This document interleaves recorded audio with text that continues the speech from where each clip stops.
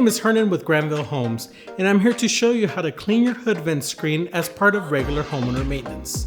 The Yosemite hood vent has a screen that captures grease and requires regular cleaning. Now I'm going to show you how to remove and properly clean your vent. Hold the back of your vent screen with one hand. While holding the back with your free hand, flip open the screen's latch to release. Please keep in mind, if you do not hold the back of the screen, it will not have support when the latch is released. With mild soap and warm water, gently scrub your vent screen using a sponge to clean any grease.